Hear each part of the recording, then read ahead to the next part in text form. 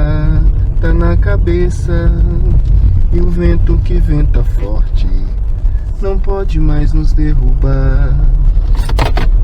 O Orumilá vive hoje seu dia de glória. A bela rainha donzela pode descansar. O grito que veio da África ecoa mais forte lá no Curuçu. Com graça real e beleza de Orumilá, é preciso cantar, pois Orumilá é quem domina o hino nacional dos negros.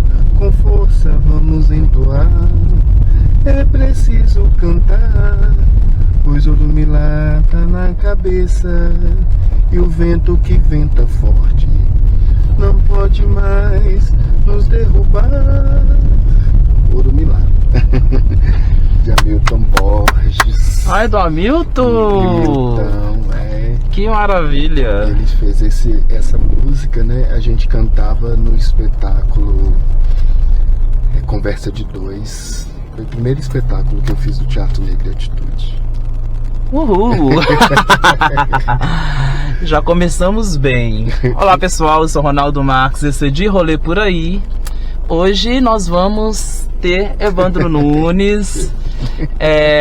Evandro, ator, diretor teatral, pedagogo, doutorando e escritor com os livros dele. Olha só, já estamos falando do livro, olha. Que maravilha. Começando. Esse é o primeiro, né, Evandro? Esse é o primeiro. Esse é o primeiro livro de poesias. Esse livro eu gosto dele, que ele, de um lado, né, ele conta uma perspectiva da negritude. Exatamente. E do outro, da sexualidade. Então são dois livros com a diagramação muito interessante. Se apresenta pra gente, Evandro. Quem é Evandro Nunes? Eita!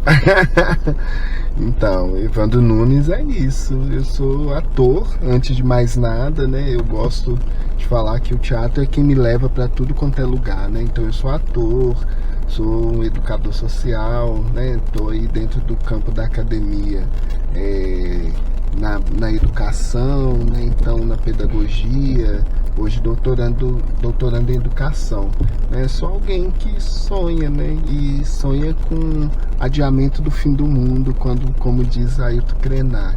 E aí para isso eu fico inventando histórias, né? Então seja as histórias aí dos livros, seja as histórias do teatro, seja as histórias que eu vou encontrando. O resultado do mestrado é esse livro, que eu ainda não tenho. É mesmo? Como assim que não tem? Eu ainda não tenho, sem fazer um lançamento lá na sua casa, mas não teve, né? Não teve ainda. Nós vamos fazer. Então, foi logo que você mudou de casa, inclusive, né? Oi? Foi logo que você mudou de casa que você eu mudei de casa, lançou o livro. E aí o livro saiu, aí a gente tava no meio da pandemia e a gente não conseguiu fazer o lançamento, né? Uhum. Então a perspectiva é fazê-lo agora. Então, esse doutorado, esse mestrado, né, ele fala um pouco dessa relação do Teatro Negro e Atitude. Então fala dos quase 30 anos do grupo, né? E aí você é um dos cofundadores. Cofundadores, né? Eu entro pro grupo na segunda levada, né? Hamilton Borges em 93, 94, né? Faz o surgimento do grupo aqui em Belo Horizonte. E aí fica um tempo, e aí 4 anos depois, 98, eu entro pro grupo. E aí eu entro pro grupo lá em 98 e venho trazendo uma outra perspectiva, né?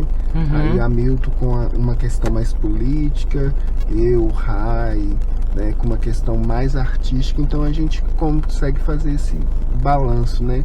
Onde o Teatro Negro e Atitude, ele traz uma perspectiva engajada, né? Num primeiro momento panfletária, mais política, e quando eu entro, né, a gente traz uma outra dimensão, uma dimensão mais artística, mas sem deixar de perder o seu engajamento político, né? Uhum. Só que aí a gente traz uma outra perspectiva. Então em 98. E aí eu vou fazendo, né, vou atuando no grupo até um determinado momento, e aí a gente vai pensando um pouco nessas questões da estética e da poética, né? E aí eu saio, tem um momento que eu saio do grupo, né? Aí, assim, quando eu despeço lá 10 anos depois que eu tava no grupo... Então você entrou no grupo, você ficou 10 anos, 10 anos. E aí depois você deu uma pausa no grupo, né? Que você vai fazer outras coisas, né? Exatamente. Outros espetáculos, né? E aí você escreveu esta carta. Escrevi essa carta. Aí só um pedacinho dela. Eu que conclamei o pacto firmado com toda uma população que acredita e acreditou em mim, em nós. Hoje sinto que preciso alçar voo, descobrir outros ninhos, outros mares, ganhar o mundo, o cosmo. Sei que a encruzilhada é somente minha e que Exu me observa e pede coragem para transpor os portões rumo ao desconhecido e que por isso é temido. Pede também que eu seja místico, prático e esperançoso, mas não espere que eu recue. Eu acho lindo isso. Nossa, velho. É forte, né? Faz um texto maravilhoso para encerrar. Exatamente, era para pensar nisso, né? Que ao mesmo tempo essa coisa, por exemplo, igual você falou, eu entro em 98, saio em 2008 e em 2018, 10 anos depois, né, eu reaproximo do grupo e acabo fazendo novamente parte, né? Então, assim, são todos ciclos. E essa coisa da encruzilhada, quer dizer, ela não disse de um término, né? Ela disse mesmo assim, olha, é preciso alçar voo, conhecer novos, ir, né, conhecer novos mundos e voltar, né? Eu acho que foi isso que fez, inclusive, que distante eu conseguisse pensar o Teatro Negritude juntamente, né, com as pessoas que estavam na época, Marcos, Kelly e Clécio, a repensar, e hoje a gente tem forjada, tem conceituada, sistematizada uma linguagem, né, que a gente traz a estética da atitude, a poética da negrura, pensando numa epistemologia insurgente. Então, assim, se eu não distancio, talvez a gente não tivesse chegado tão rápido a isso, sabe? Eu acho que estar em um grupo, né, ainda mais quando você fica muito tempo em um grupo, né, outras coisas vão acontecendo. Às vezes é bom sair, né, ou dar uma pausa, para você respirar outras coisas, se formar, né, trazer mais experiência para o grupo. Acaba que o grupo, ele enriquece muito com essas outras buscas, né? Sim. Porque a gente não fica ensimesmado, né? Quando a gente trabalha em grupo é fantástico, né? Porque a gente descobre muito, tem muitas possibilidades, mas fica só ali a gente. Quando você sai pro mundo, é a mesma coisa de família, né? A família, a gente tá ali, tem todas as questões. O teatro é uma família, né? É uma família, exatamente. É uma família que você escolhe, né? Estar ali, né? Exatamente. Que é diferente da família da qual a gente nasce, né? Exatamente. E ali tem as afinidades, né? E é uma escolha diária, isso, né, Ronaldo? É uma escolha diária, porque aí você vai aprendendo a conviver com o outro, aquela outra que é diferente de você, e aí você vai aprendendo tudo isso. Então, assim, você abre mão de um tanto de coisa, né? Você abdica de muita coisa, mas você ganha muita coisa. Então, quando a gente sai, é exatamente isso, sabe? É quando você vai ver outras possibilidades do mundo, inclusive para você enriquecer, trazer novos olhares para quem tá no grupo, né? Eu acho que hoje, por exemplo, o grupo é muito melhor do que quando eu estava. Amadureceu, né? Demais. A gente era mais jovens naquela época. Também tem disso. Tem a questão da juventude, também, né? Também tem disso. A gente tem uma sociedade que não valoriza tanto, né, esse saber do antigo, né? Exatamente. Oi, Evandro, a gente falou um pouco do Negritude, né, que confunde também com a sua trajetória, né, nas artes, né, afinal de contas são 10 anos. Mas conta um pouco como é que surgiu o seu interesse em fazer arte e mais específico em teatro. Nossa Senhora. Então, tudo começou com uma grande brincadeira, né? Uma grande brincadeira, porque minha irmã, eu morava, né, em Santa Luzia, região metropolitana de Belo Horizonte, no Conjunto Cristina mais especificamente, e aonde eu morava tinha um conjunto de prédios, tinha 9 prédios, e era muita criança, você imagina, tinha 9 prédios, tinha 96 apartamentos. Né? Então é muita criança, todos eles com muita criança, muita gente. Então, isso é tão legal, né? Então, assim, não era um condomínio porque era aberto, mas então a gente brincava muito ali. E aí sempre nessas datas festivas, né, principalmente dia das Mães, Dia dos Pais, Semana da Criança, minha irmã nos organizava pra gente fazer homenagem, sabe, às mães ali, aí reunia, que era uma forma, porque a gente não tinha acesso a outros espaços culturais, né? E aí minha irmã fazia dança, fazia as encenações, e aí todo ano era isso, e a gente esperava, né? A gente esperava o ano, né, essas datas, pra gente já fazer alguma coisa, pra gente já preparar. Então eu acho que foi a partir daí que vem meu interesse. E aí fazia encenação, dançava, aí depois com 15 anos eu conheço a Cia novamente lá em Santa Luzia, que é um grupo de teatro também, e aí eu conheço a Cia novamente, aí eu entro e eu começo a perceber que de verdade era aquilo que eu queria. Porque eu sempre gostei de construir novos mundos. Aí talvez dentro dessa perspectiva, né, da negritude, né, pensando numa sociedade racista, onde eu não conseguia me identificar com todas aquelas caras brancas que estavam em todos os espaços. Então, ao mesmo tempo eu me estranhava nesse mundo. Eu acho que o teatro ele me possibilita a me repensar, né, a repensar. E aí, para além disso, né, tem a questão da sexualidade, então, né, também da homossexualidade. Então tudo isso, eu venho de uma família muito grande, uma família de muitos homens, né, numa sociedade também muito machista. Então tudo isso eu acabava sendo uma figura fora desses padrões, né, que eram impostos aí. Eu acho que o teatro, e cada vez mais quando eu encontro com a Cia, e aí eu vejo a possibilidade de construir novos mundos com o teatro, eu acho que eu abraço, porque eu acho que eu consigo perceber que era nesse espaço que eu conseguiria me identificar, que eu conseguiria poder dizer as coisas que me afligiam, poder pensar sobre elas, né? E aquelas pessoas que estavam ali, elas também estavam nessa busca. Então eu acho que eu encontro, né, com o teatro isso, né? Eu com 15 anos, e estou falando de 1990, e eu começo a querer mais, e aí eu vou buscar outros lugares, outros cursos, né, outras oficinas. Eu não sou um ator formado em academia, né, não passei por isso. Eu fiz várias oficinas vários livres, cursos, né? Várias, tanto aqui quanto fora do estado, em alguns, né, fora do país também. É legal você falar isso, porque a formação do ator, né, do artista, né, não só do ator, mas do artista, ela não se dá só na academia, né? Ela se dá em outros espaços, né? Eu tenho uma formação livre em teatro, música, né? E acaba que você faz vários cursos, né? Várias oficinas, vários processos de formação para você se tornar um artista, né?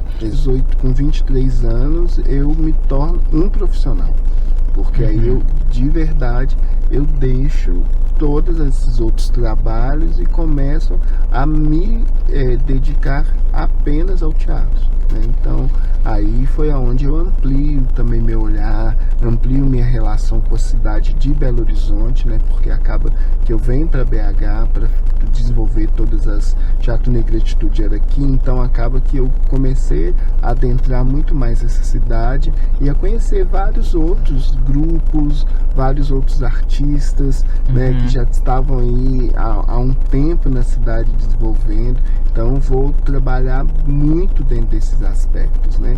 E aí vou me encontrando, e aí eu consigo me entender, consigo perceber esse lugar, o que faltava, principalmente com relação a essa questão da negritude. Então eu falo que eu vou me tornando negro a partir daí, porque eu vou adentrando outros espaços, conhecendo figuras, né, que estavam aí nessa militância, muito a partir de Hamilton, né? Hamilton me abre a porta assim para a militância, para o movimento negro de Belo Horizonte. O Hamilton era muito atuante aqui em Belo Horizonte, né? Demais. Ele não tá aqui mais, ele tá em Salvador, né? Ele tá em Salvador, hoje. Hamilton Borges, o Alê. Eu acho que, primeiro, como você falou, o acesso hoje maior, e também hoje a gente consegue... Antes, você editar um livro parecia um trem de outro mundo. E hoje eu acho que também essas possibilidades, sabe? Além de ter você conseguir editar, você escrever, editar um livro, eu acho que também algumas editoras também voltadas para essa temática, isso possibilitou também uma amplitude, porque antes não adiantava você escrever, essas editoras não publicava, né? Publicava, quando publicava não te colocava para venda, não acreditava mesmo, não acreditava que nós, pessoas negras, e por tudo que a gente já tem feito, que a gente já fez para esse país, não acreditava que a gente era construtor de pensamentos, achava que a gente era só aquelas figuras que entretinham, né, a partir da arte. E assim, a gente também faz isso, a gente também gosta, porque diferente de várias, né, de outras cosmovisões,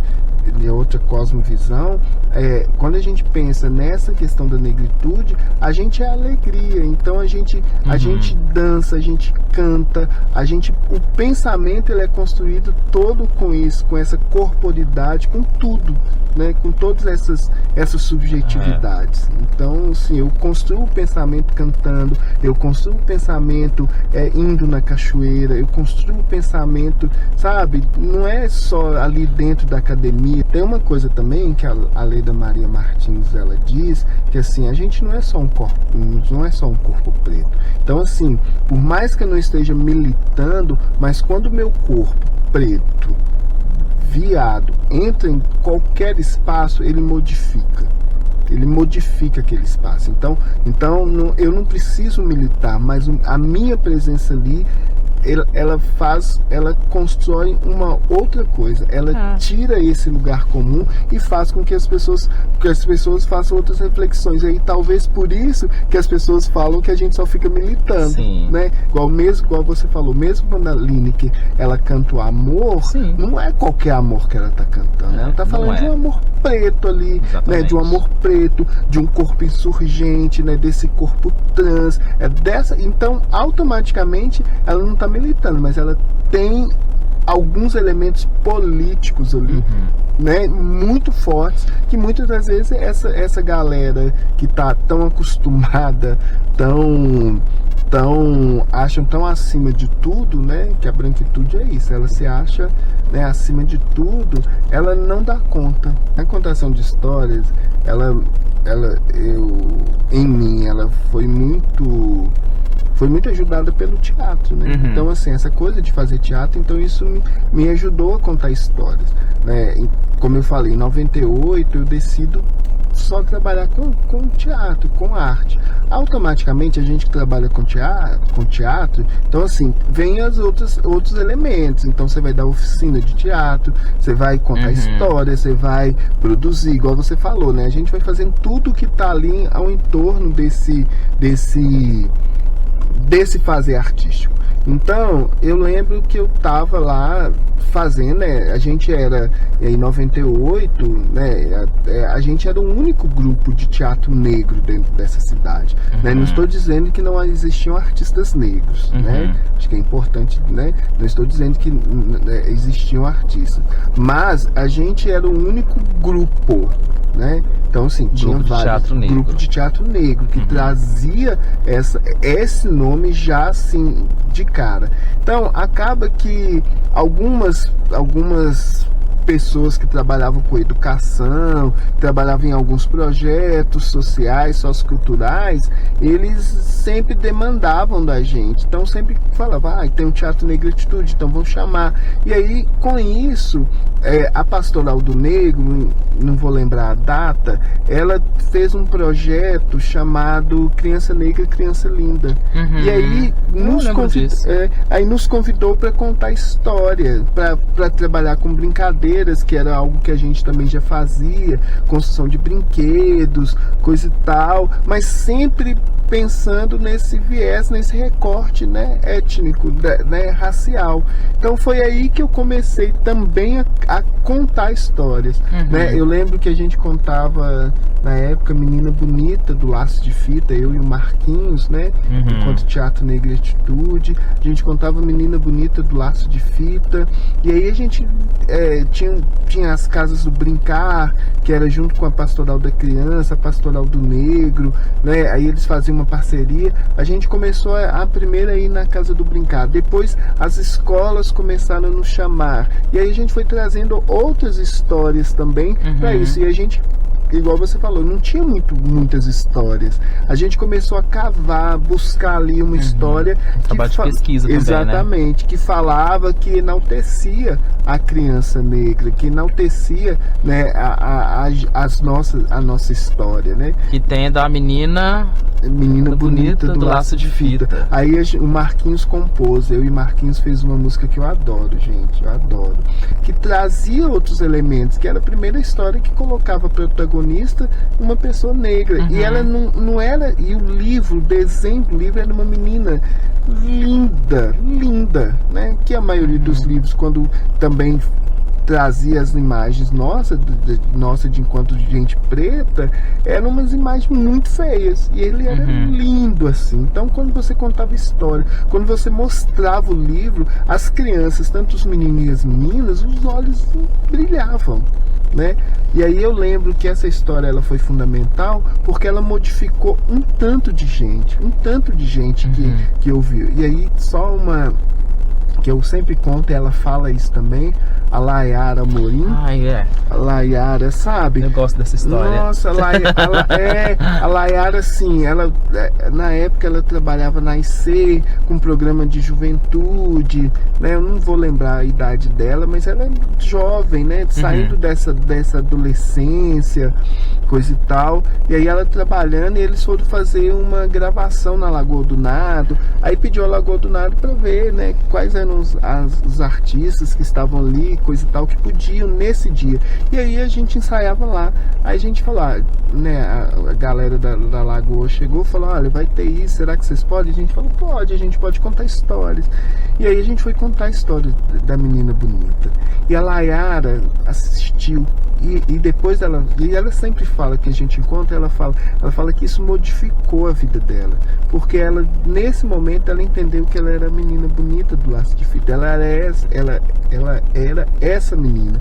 E ela começa, lógico que tinha toda uma construção familiar, que elas também, né, já trabalhavam isso, mas ela falou que externamente, eu acho que foi a primeira vez que ela ouve isso de outras pessoas que não são da família. E isso modificou tanto que hoje Layara, né, ela tá aí estudando para ser a segunda pilota, né, aí, e tem um projeto muito lindo que busca colocar mais pessoas negras como a aeromoça, comissário de bordo. E ela fala que aí sempre ela fala, né, eu tô dizendo que ela já me disse, ela falou, e só isso só existe porque você me contou, Menina Bonita do Laço de Fita. Então por isso que eu acho que é tão fantástico. E ela lembra da musiquinha, né, que a gente cantava uma musiquinha que eu e o Marcos fizemos, que é assim: Menina bonita do laço de fita, me diz, porque você é pretinha e tão bonita. Me diz, porque você é pretinha e tão bonita, né? E isso foi, eu falo isso. Essa música é sua e do Marcos, né? Sim, do Marcos. Olha, todo mundo acha eu achava que a música que era do livro. Não, fomos nós. Eu achava que era do livro. Não, fomos nós. A melodia, né? Tem algumas partes do livro, né? Da letra ali da história. Inspirado no livro, inspirada, né? Você fez a trilha pra contação de histórias. Exatamente. Tá, e aí o Evandro é contador de história. E aí a tecnologia tá aí, apareceu, né? E ele virou youtuber. E tem o... Olha... Cadê aqui, ó? Tem o Evandro, tem o Série Sofá Azul. Exatamente. Que é um programa de entrevista no YouTube. É uma série que ela é mais ampla, assim. Ela não fala só com artistas, né? Eu busco, como eu falei lá, né? Lá atrás, quando eu queria mudar o mundo, essa coisa de contar histórias, eu digo isso, principalmente eu já tinha essa ideia, mas o Krenak, ele sistematiza e aí ele me traz essa luz, né? Uhum. Essa questão de contar história, de adiar o fim do mundo.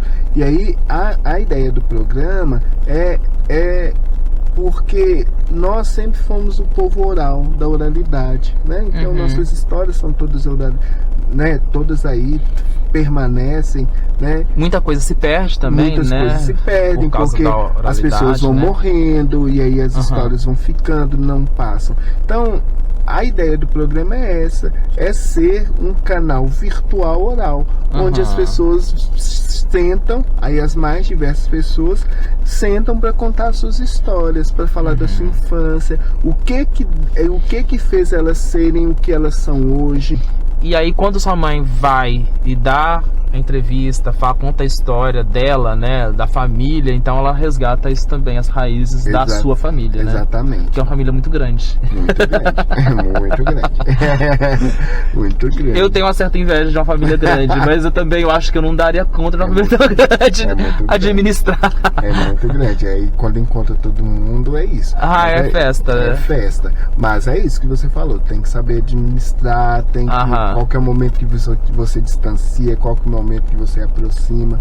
Então é isso que você disse, né? Eu acho que o canal, a ideia é essa, é preservar a memória, sabe? É preservar as nossas histórias, exatamente para que outras gerações e outras pessoas, inclusive, assim, nem todo mundo conhece a história da minha família, nem todo mundo ia conhecer minha mãe. Agora, sabe, com essa possibilidade, hoje outras pessoas que já me conheciam, hoje eles me compreendem muito mais. Sim. Por exemplo, vários já falaram assim, agora eu sei de onde saiu essa risada, agora eu sei de onde saiu essa calma, né? Porque tem disso tudo, né? E aí as outras histórias, né, que a gente vai contando, igual a mais recente, né, do canal foi com a mãe Daisy, né? Mãe Daisy de Oiá. Então, conheço, assim, ela, sabe, ela lá no terreiro do Concórdia, e ela vem falando dessa coisa desse terreiro que chega em 1930, sabe? E tem muita gente ainda que não conhece, mas 1930. Sabe? Então, que vem desse lugar, que chega em Santa Luzia, depois vem pro Concórdia. E aí é interessante você saber dessa história. Você fala, então... E também falou alguma coisa que da Bahia também, né? Então, assim, é uma coisa que vem de muitos anos, né? E até o Padre Mauro fala isso, né? Ele vem fazendo esse resgate, né? Aí dos lugares pretos dessa cidade, né? De onde estavam. E eu acho isso é muito interessante. Por isso que eu gosto muito do canal, sabe? Porque ele vem fazendo esse resgate, trazendo essas histórias, fazendo com que novas gerações também possam saber dessas histórias. E uma coisa que a Leda também diz, né? Que a memória é isso. A memória, e se inspirar, né? E a gente precisa escrever, né? Precisa estar lá gravado. Porque a gente não precisa ficar só na lembrança. Igual você falou da menina do laço de fita, né? Que aquilo foi um ponto de mudança para ela, né? Porque hoje aquilo marcou ela, né? Eu acho que quando você talvez conta uma história dessa, pode ser tão inspirador a transformar a vida do outro também. Assim, eu acho que só é possível mudar de forma coletiva. Então, assim, aí novamente a gente pega essa cosmovisão afrodiaspórica, né? Que assim, a gente é da coletividade, a gente é da circularidade, né? Por quê? Porque não adianta eu achar, eu nunca tive o desejo de ser o preto único. Então assim, eu estou bem, o mundo está bem. Não está bem. Eu só vou estar bem de verdade quando os meus também estiverem. Quando os meus também estiverem em acesso. E eu acredito que isso só é possível construindo de forma coletiva, porque eu não dou conta de fazer tudo, e eu não sei tudo, e não quero saber tudo. Então eu me ajunto, né? Eu gosto dessa palavra, me ajunto a outras pessoas para que a gente possa causar transformação. Então eu fico pensando nisso, assim. Então talvez lá atrás, quando eu começo com teatro, começo o teatro de forma coletiva, né? E aí eu vou trabalhando durante toda a minha vida sempre de forma coletiva. Então hoje para mim é muito natural, sabe? Ajuntar com outras pessoas, criar coletivos para trazer transformação. É fácil? Não é fácil. Trabalho coletivo não é fácil. Não é fácil. Que é isso que a gente falava. Precisa de dedicação, precisa de você precisa abdicar de um tanto de coisas, você precisa construir desejos coletivos, e a construção é diária. Então você precisa, todos os dias você precisa se encantar, e precisa encantar a outra pessoa que está com você. Então é um processo constante. Então constantemente a gente vai ali, eu falo que a gente vai regando, né? A gente não deixa a água do balde secar, porque se a água seca, a planta morre. Então trabalhar em coletivo é isso, é todo dia você acordar e desejar com que aquela outra pessoa esteja com você e que deseje construir a mudança. Então é diário. Então você traz para você, traz para o outro, se convence o outro. É isso. E é bonito, né? E é bonito porque... A história do coletivo, acho que uma das pessoas que eu vejo que mais trabalha coletivo é você. E aí, você, né, dos trabalhos coletivos, você decide fazer um solo, que é o Insan, né? Que viajou para fora do Brasil, né? Inclusive. Fala um pouco do Insan, desse solo, né? Que depois você fez outros, né? Sim. Tá fazendo agora o Sombra. Tô fazendo a Sombra e vou estrear esse ano o Prelúdio a Ismael Ivo. Que é um monólogo também? Um monólogo também. Tá. Esse é um trabalho Spoiler! Que eu tô fazendo aí com a Anderson em homenagem ao Ismael Ivo, né? Que foi Anderson Feliciano? Anderson Feliciano. Tá. O Insan também você fez com ele? Fiz com ele. E aí é muito... Você falava da questão do solo, né? Mas o desejo do Insan era coletivo. Era? Foi o seu primeiro solo, né? Foi o primeiro. Mas o desejo dele era coletivo, porque eu e Anderson, a gente começou logo após Negraria, todo esse movimento que o Teatro Negro Atitude ia fazendo, antes, depois Negraria, a gente começou a fazer vários questionamentos, inclusive disso, né? Falava assim, quem é que produz as nossas obras, dos nossos textos, dos nossos desejos? Como que a gente pode experimentar muito mais, né? E aí a gente chamou antes, a gente conversando, eu morava ali no Bonfim, numa casa grande, aí falei com Anderson, vamos fazer um projeto chamado Fazendo Arte na Casa dos Outros, que era a ideia de uma residência. Eu lembro, você já tentou fazer, você teve algumas edições, né? Sim. Você morava no Bonfim, né? Um apartamento grandão, você tinha lá. Exatamente. Então a ideia era convidar artistas para fazer uma residência na minha casa, e a gente ia ficar na minha casa pra gente fazer uma construção artística que a gente ainda não sabia. Só que aí só foi eu e Anderson.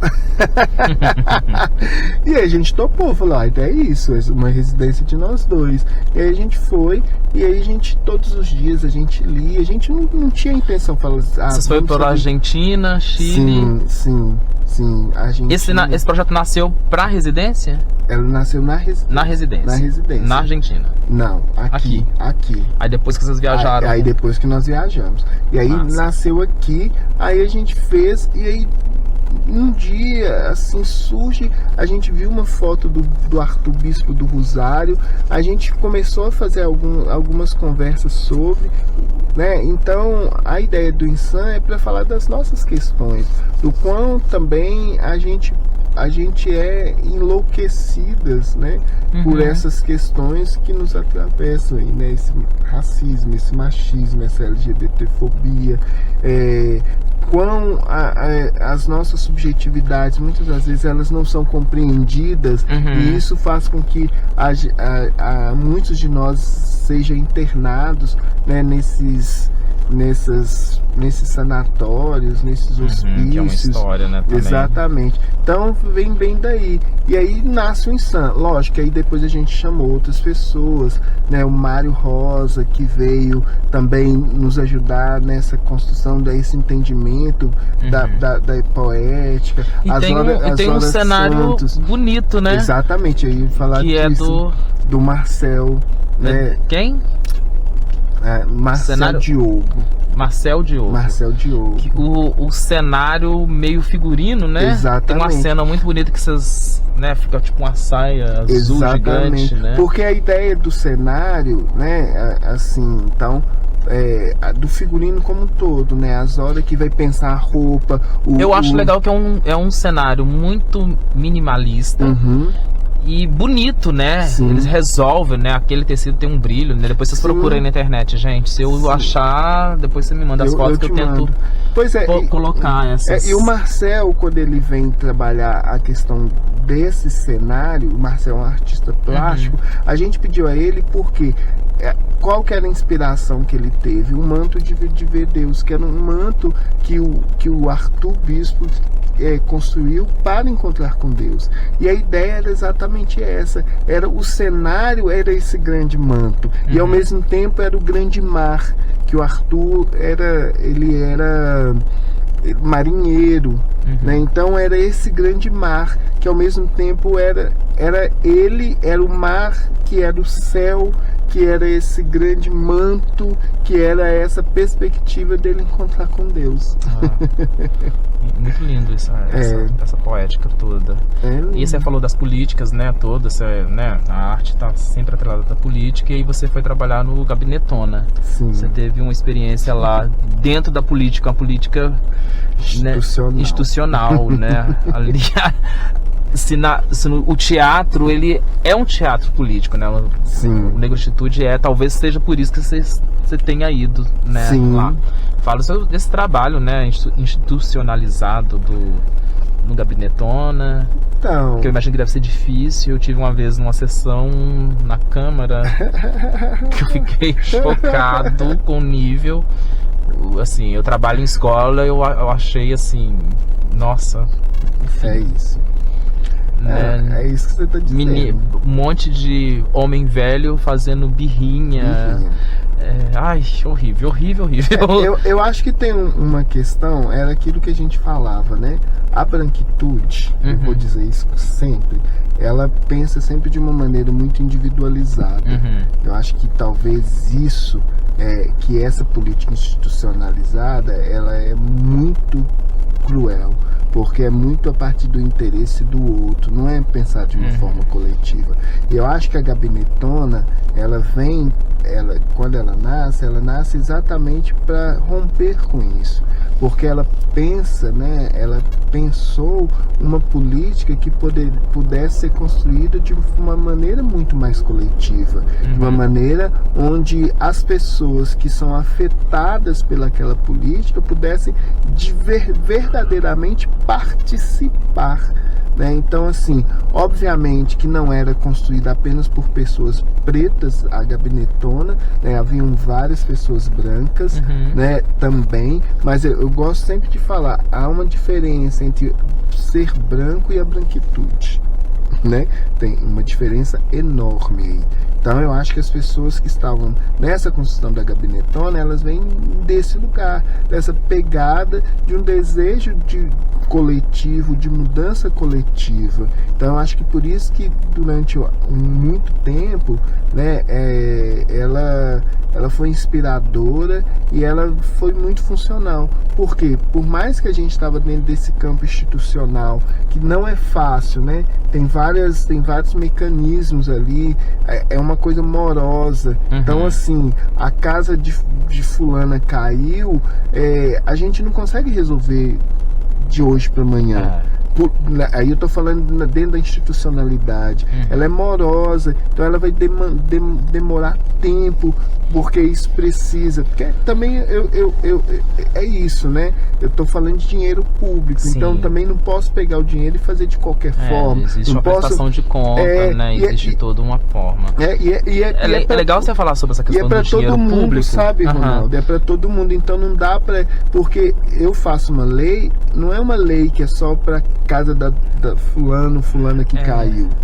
Tem, né? Várias outras... É para toda a cidade. E a gente, quando a gente está fazendo política, a gente tem que pensar que, assim, então a casa de fulana, lógico, a vereança não é para construir casa, mas ele tem que dar possibilidade... suporte, né, para a pessoa que perdeu tudo, né? E ele tem que construir uma política, fazer com que a cidade compreenda que aquela casa talvez caiu, foi por falta de um saneamento, por falta do que o executivo não cumpriu. Foi porque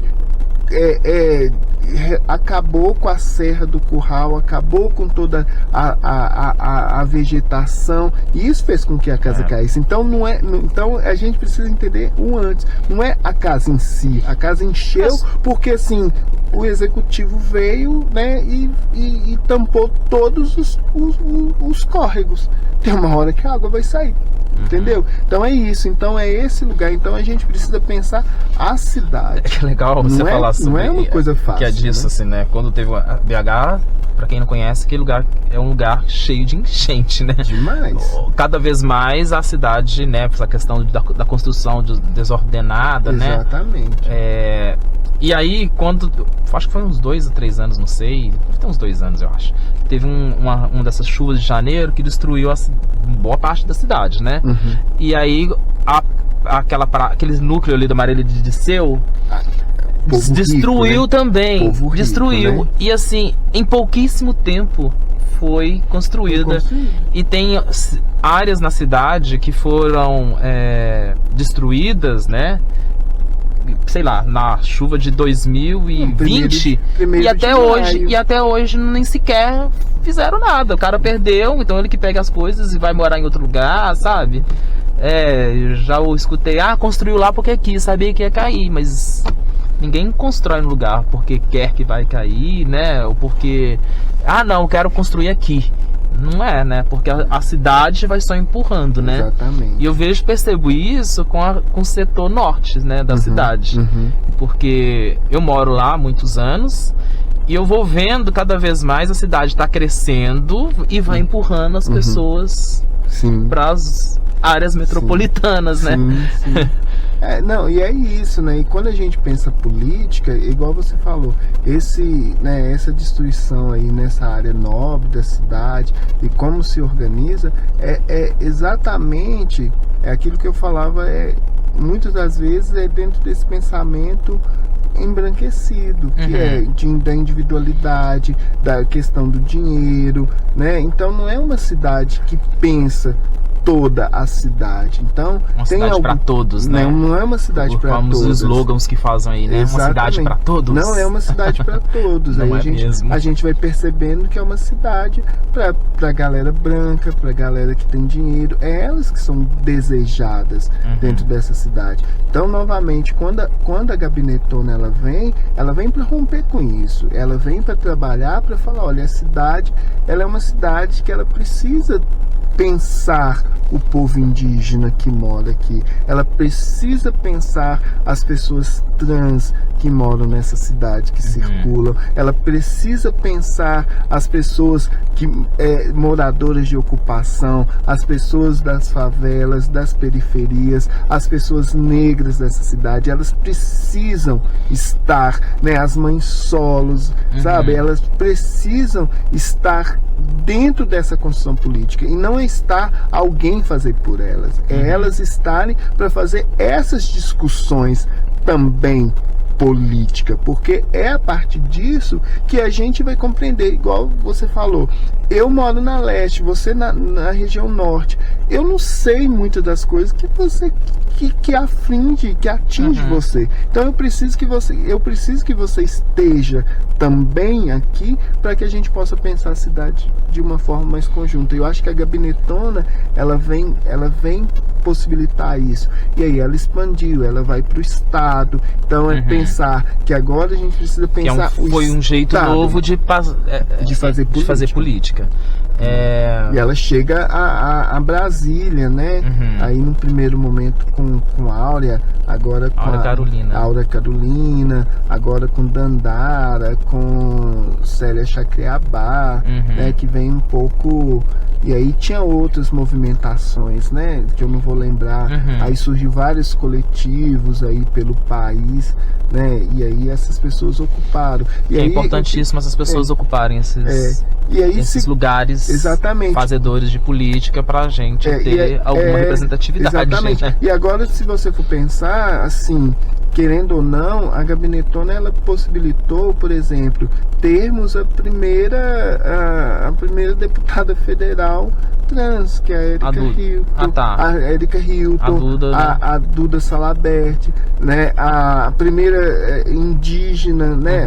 A primeira não, mas de Minas, né? A primeira de Minas, né? Indígena, que é a Célia Chacriabá, ter uma quantidade, né, na Assembleia de mulheres negras, que, né, antes tínhamos 2, 3, hoje a gente tem uma bancada feminina maior, né, eu acho que são quase 13 mulheres, né, dentro dessas 13, pelo menos quase 5 são negras, ou mais, eu não vou lembrar. Então, sabe, então, assim, querendo ou não, esse processo dessa coletividade, de pensar essa política, né, de uma forma que ela não esteja apenas na mão dos homens brancos, velhos e de classe média alta, né, faz com que a gente deseje. Né? Então, quando a Isa, que é uma menina, uma mulher jovem, né, vai para a vereança aqui em Belo Horizonte, isso tem um significado para a juventude muito grande. E isso faz com que outras jovens e outros jovens também queiram esse lugar, né? Queiram e saibam que é representados também, né? E saibam que é possível, né? É possível. Mesma coisa quando a gente entra para academia, né? Eu falo que assim, quando é que eu pensei que eu ia sentar com doutores, porque era um lugar muito distante. Hoje inatingível, né? Exatamente. Hoje já... Teve um dia que eu sentei numa mesa, eu fui ali num boteco, no centro de Belo Horizonte, comer, e aí tô lá comendo, coisa e tal. Quando a gente olhou entre nós, tinham 10 pessoas negras, 10 pessoas doutorandas. 10, você entende? Que pra mim, quando a gente falou, você falou, gente, somos 10. Todos nós no doutorado. Então, é que isso que você falava há 20 anos atrás, isso pra mim era inatingível. Mas isso também pelas políticas de afirmação, exatamente, né? E aí que começa a dar frutos, né? Porque as pessoas, de uma hora para outra, não. São anos, né? Para se criar uma política. Oi, Wanda, nós estamos chegando ao fim, né? Tem muita coisa pra falar. Mas meu filho, muita coisa. Esse é um programa piloto. Você te convidar outros momentos, né? Porque um contador de história sempre tem história pra contar. Deixa suas redes sociais pra gente, quais são. A gente já falou no começo, né?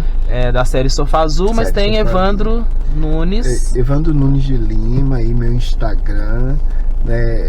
Contatos profissionais pode ser por lá também. Por lá também, coisa e tal. Pode me chamar para dar formação para o professor, pode me chamar para contar história, pode me chamar para ensinar as crianças a fazer brinquedos, os adultos também, com material reciclado. Pode me chamar para dar aula de teatro, que eu sou bom, viu? Sou bom nisso. 33 anos. Muitos anos de história aí na cultura e na arte. Exatamente. E na política. Exatamente. E mais do que nunca, acessem, gente, assistam Sofá Azul, ó. Meu Sofá Azul. Preciso chegar a 1000 inscritos. A 1000 inscritos, por favor. Acesse aí, gente. Entra. Tem entrevistas muito interessantes, assim, diversas personalidades aqui da cidade de Belo Horizonte. E de fora também. De fora também, de outros países, de outro país, né? Outros estados, outro país. E teve um menino que veio. Teve de Angola. De Angola. Tô chique, então eu também. Me siga também nas redes sociais, Ronaldo Marques com 2 N's. YouTube. O que mais? TikTok. Orkut. Twitter. Eu tenho tudo, meu filho. Eu sou da época do Orkut ainda. Se vocês ressuscitarem aí o Orkut, porque estão falando que vão ressuscitar o Orkut. Então já tô garantindo. A pessoa entregando a idade, gente. Sou da época do Orkut. Eu também. Então é isso, pessoal. Esse foi o De Rolê Por Aí. Hoje com o Evandro Nunes, ator, diretor, professor, escritor e tudo mais que nós falamos aqui hoje. Beijo e até a próxima. Beijos. Abração, querido. Bom. Adorei.